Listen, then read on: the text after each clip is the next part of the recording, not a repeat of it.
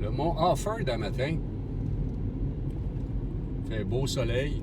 Ce matin, je suis ici pour discuter d'un événement important qui est sur le point de se produire, c'est-à-dire la publication d'un texte fondateur sur notre culture distincte au Québec, c'est-à-dire les Canadiens français ou les Canadiennes françaises d'ascendance autochtone du Québec. C'est essentiel parce que ça va légitimer notre processus de reconnaissance. Puis ça va empêcher les détracteurs, les colonisateurs, les petits méchants au service des Métis de l'Ouest, puis d'Espace autochtone de Radio-Canada, la petite gang qu'on connaît très bien, là, que les gens qui se sont présentés sur la scène publique afin d'exercer leur art, leur artisanat, ou bien simplement d'aller dire qui ils sont sur la place publique, se sont fait largement balayer, se sont fait discriminer, se sont fait mépriser. Puis, il faut souligner par le fait même que lorsqu'on étudie les sociétés métisses francophones de l'Ouest, c'est-à-dire les vrais descendants des Métis de Louis Riel, pas les anglophones qui ont repris la balle au bond, puis qui ont décidé que c'était eux autres les Métis, puis que les francophones, non, c'était pas des Métis dans le coin du Manitoba. Donc, quand on étudie en profondeur ce qui leur arrive à ces Métis-là, francophones, les Canadiens français, finalement, d'ascendance autochtone du Manitoba, ben, c'est qu'ils sont méprisés, ils sont discrédités par les institutions en place, autant les Métis de l'Ouest que les Premières Nations, que les paliers de gouvernement provinciaux et fédéraux.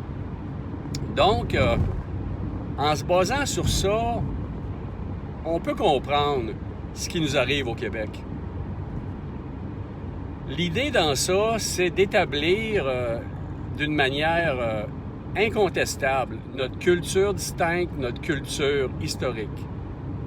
Puis, je reviens toujours là-dessus parce que les gens ont de la misère à comprendre qu'il y a des Métis à Rivière-Rouge puis à Sault-Sainte-Marie. Puis que dans le reste du Canada, il y a des Métis en processus de reconnaissance. Donc, de dire, parce que tu as une carte de telle organisation reconnue ou moins reconnue du Québec, que tu es un Métis, ben, c'est de tenir un propos qui est inexact. Je sais bien que quand je dis ça, il y a des groupes qui m'en veulent.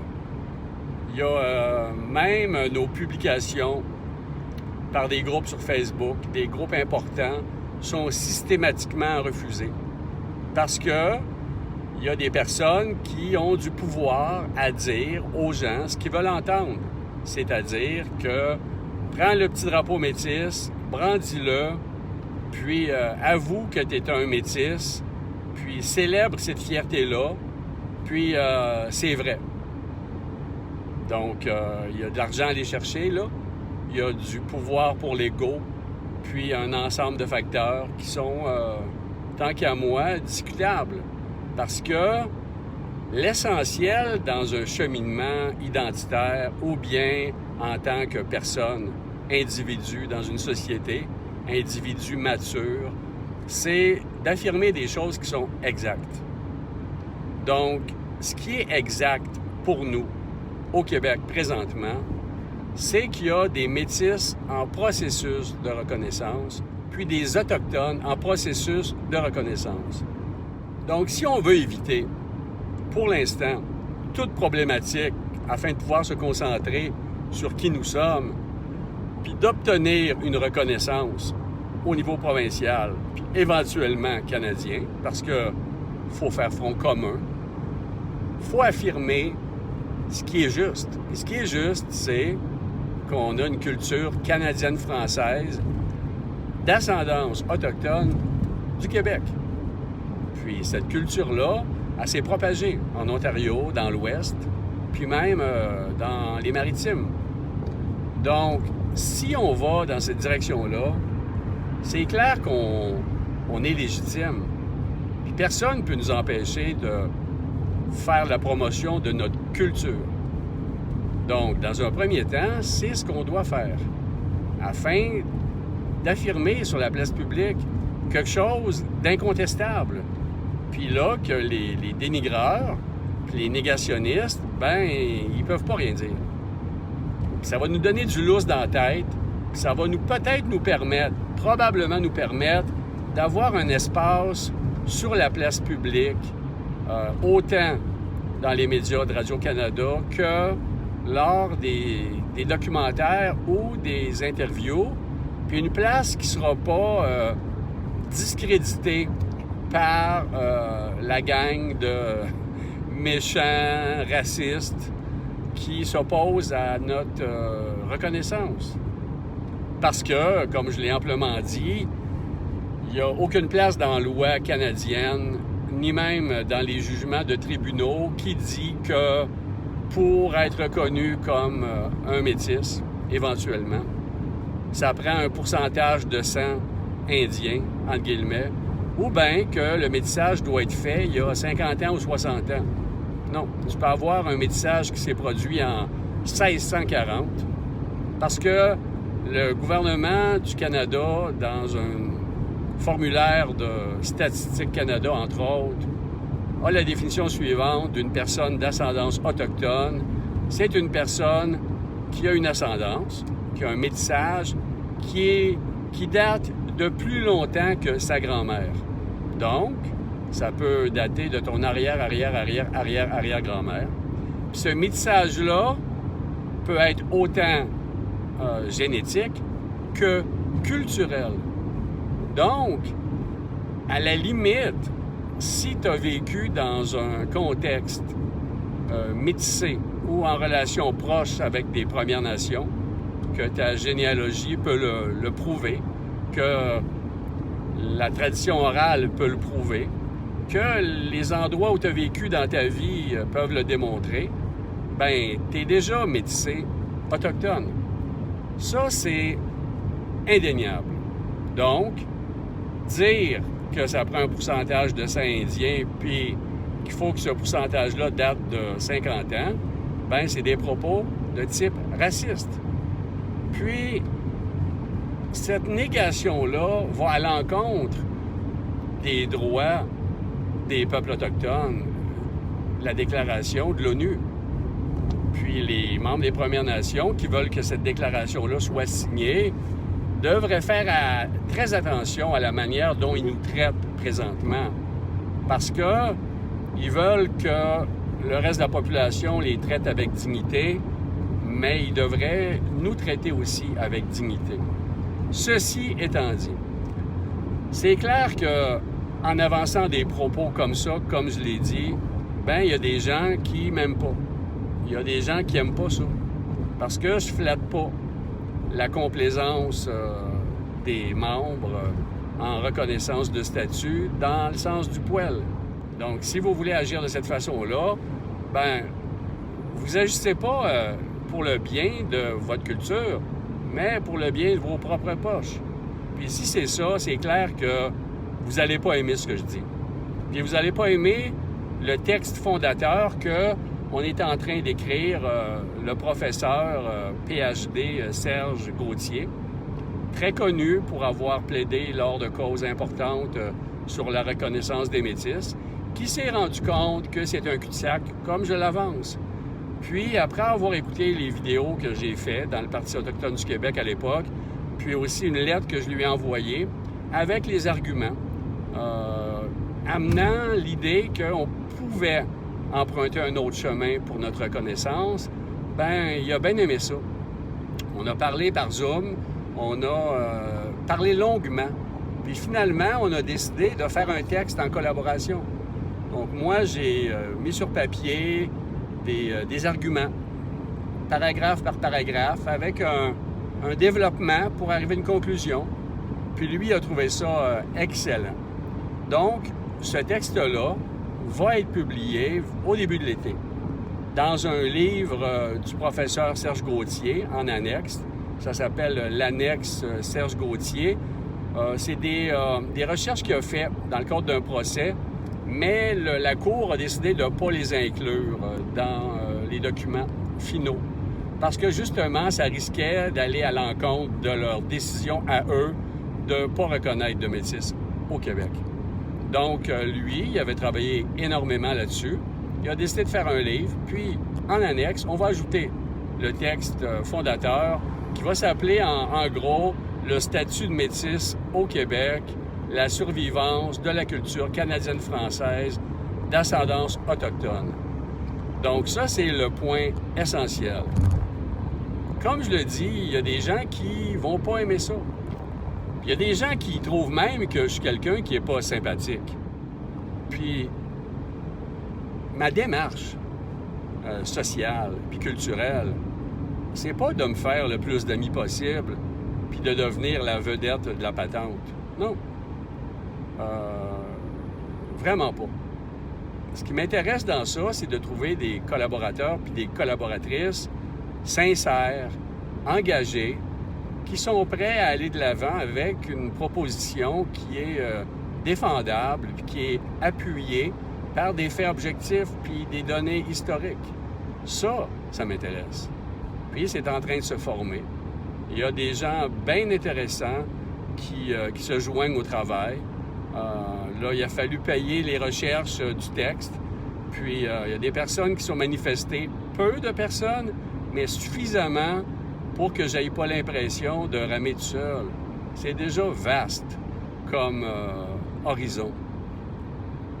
Puis si on se replace dans la situation historique au Québec, ben de nos jours, tout le monde aime bien René Lévesque, Chartrand, Michel Chartrand, puis Pierre Vallière, et d'autres mondes comme ça, même Falardeau.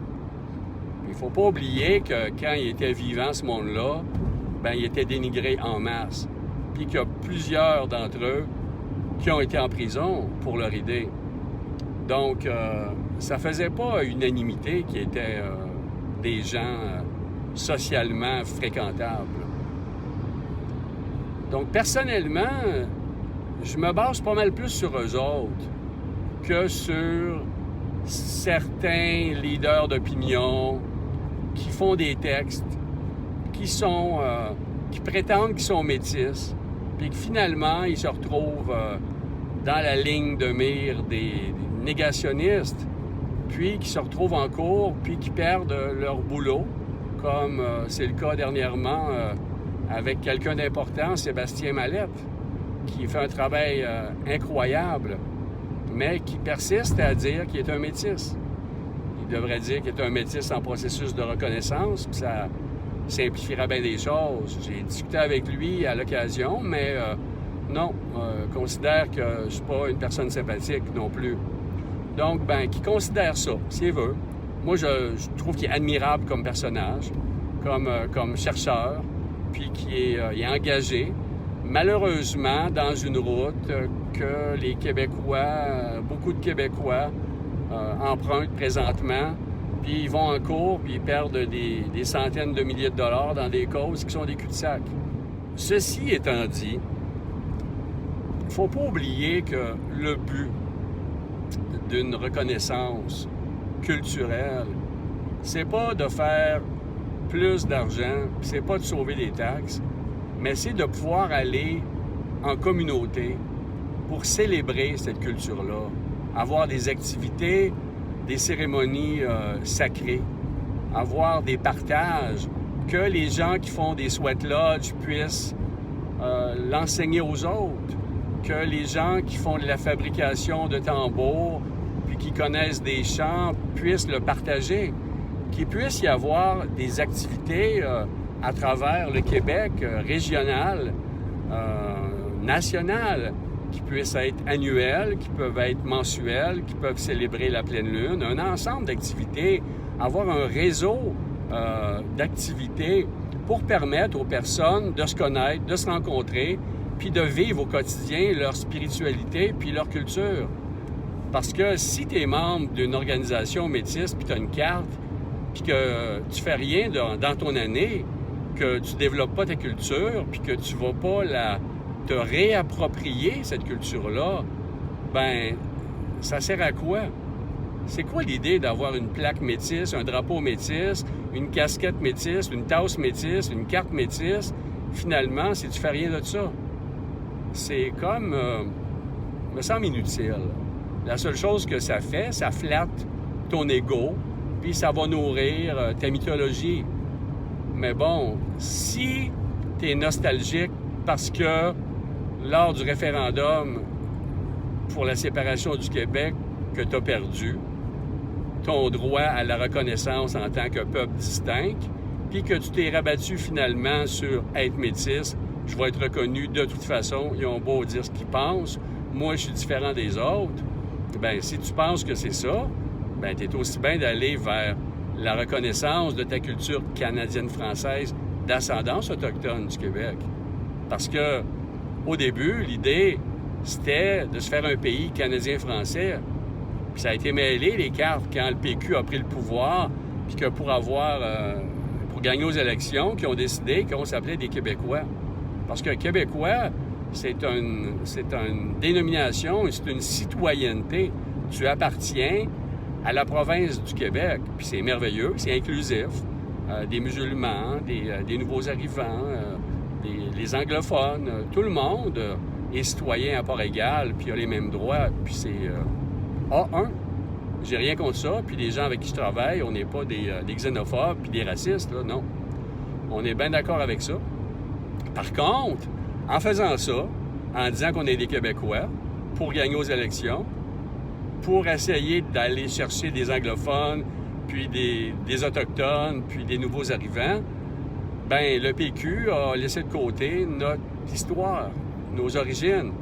Puis Canadiens-Français, René Lévesque en parlait encore en 1967, 1968, puis dès 1969-70, on peut dire après la crise d'octobre, soudainement, c'était mal vu de se dire Canadien-Français ou Canadienne-Française. C'était comme, t'es un colon. Tu veux pas évoluer. Tu fais partie du passé. Si tu veux aller de l'avant, si tu veux rejoindre les grandes nations avec leur économie néolibérale, ben il faut que tu quittes ça. Il faut que tu laisses en arrière ta culture, puis tu embarques dans la gang des nations modernes, puis tu es un Québec. Vive le Québec. Puis les gens qui disent « Vive le Québec », oui, il y a « Vive le Québec » parce que c'est une Christie belle province puissante, mais quand on regarde dans les faits, il y a pas mal de niaisage là-dedans. Là. On donne notre bois, on donne nos richesses naturelles. Par exemple, l'aluminium, on le fait en lingots puis en poudre, puis on le fait transformer ailleurs. On est quelque part décolonisé en masse. Là. Fait que vive le Québec, il me semble qu'on pourrait être pas mal plus maître chez nous, puis que là, ça voudrait dire vive le Québec. Par contre, moi, ça me touche pas pantoute, ça, le vivre le Québec dans ma culture distincte, historique. Parce que quand il y a la fête nationale du Québec, ben c'est la fête des Québécois anglophones et toute ethnie, puis source culturelle incluse. Mais c'est plus la fête des Canadiens et des Canadiennes françaises comme l'était la Saint-Jean-Baptiste. Les gens vont dire « Ouais, c'est encore la fête du Canada français. » Et petite nouvelle pour vous autres, mon chum. Allez voir des vidéos que j'ai faites dans les archives du Parti autochtone du Québec, puis vous allez voir que c'est pas vrai. Donc, si on veut que notre culture fasse autre chose que survivre, mais qu'elle se développe, puis qu'on développe une fierté pour ça, il faut célébrer notre culture. Par exemple, le 1er juillet de chaque année, au lieu de fêter la fête des colonisateurs du Canada, bien, fêter la fête de la culture canadienne-française du Québec. Puis que ce jour-là, on fête aussi la culture canadienne-française d'ascendance autochtone du Québec. Parce que c'est une culture qui est distincte. C'est pas tout le monde qui, même s'ils ont une origine ethnique ou bien qui ont une ascendance culturelle métissée, qui sont intéressés, eux autres, de développer ça. Il y en a que simplement de pouvoir brandir le drapeau du Québec dans le cadre d'une fête de la culture canadienne-française du Québec, bien, ils vont être absolument heureux. Ça va les recentrer. Puis ils vont arrêter d'être nostalgiques que le Québec, bien, il n'a pas été un pays. Ça va peut-être permettre l'émergence d'un pays pour ces personnes-là, du moins un espoir de pays. Mais c'est pas tout le monde qui vont se retrouver dans ça. Comme moi, c'est clair que je me retrouve plus dans la culture canadienne-française d'ascendance autochtone du Québec. Parce que j'ai été toujours proche de cette culture-là, puis depuis une dizaine d'années, ben, je me suis réapproprié ma culture. Fait que faut que vous soyez intègre, puis que vous vous trompiez pas de bataille. Parce que vous pouvez faire de l'appropriation culturelle, c'est-à-dire de vous déguiser en guillemets, en indien, puis d'agir en chaman de Première Nation, et etc. Puis là, vous faites de l'appropriation culturelle. Mais si vous vous habillez comme des Canadiens français d'ascendance autochtone, puis que vous utilisez les moyens qui ont été traditionnellement les vôtres, que ce soit même les chants, le calumet de paix, on voit chez plusieurs trappeurs, j'ai des photos de ça, je suis en train de monter un document là-dessus, que le calumet de paix, ben c'était pas rien que les Premières Nations qui le fumaient. Les coureurs des bois, ben il y en avait fumé du calumet de paix, puis ils avaient trouvé ça intéressant, puis ils l'ont eu avec eux autres, puis ils ont continué à fumer le calumet de paix pour des occasions. Puis c'est resté dans les familles. Pour certaines familles, le calumet de paix est rapetissé, c'est devenu des pipes, mais ça demeure pas moins un calumet de paix canadien-français d'ascendance autochtone du Québec. Fait que pourquoi fumer une pipe avec une cérémonie à pleine lune que ça serait pas pour toi ton calumet de paix? Faut arrêter de faire de l'appropriation culturelle, mais faire de la réappropriation culturelle, ça, c'est intéressant. Donc, j'ai dit beaucoup de choses ce matin, puis je souhaite que vous allez méditer à ça, parce que le texte qu'on est en train d'écrire, puis qu'on est en train de finaliser, bien, devrait être un texte fondateur. Puis on espère que vous allez le lire, puis vous allez le partager, puis que vous allez considérer la possibilité de brandir un drapeau qui est autre chose que le 8 de l'infini sur fond bleu ou sur fond rouge. On a développé un drapeau de la culture canadienne-française d'ascendance autochtone du Québec. C'est un très beau drapeau. Présentement, il est en ligne sur une boutique. Il se vend à une soixantaine de dollars avant taxe puis avant transport. Puis sur ça, il y a 10 dollars qui va pour soutenir les démarches. Entre autres, présentement, le texte qu'on est en train de faire, bien, il y a, je pense, on a vendu 6 drapeaux seulement en date. Bien, il y a 60 piastres qui a été pour payer ça. Donc, c'est pas bien cher, 60 piastres. C'est un drapeau de 3 pieds par 5 pieds. On est à la veille d'en faire des plus petits qui vont coûter 30 piastres pour les gens qui ont moins d'argent. Mais quand vous achetez ce drapeau-là, bien, vous faites plusieurs choses.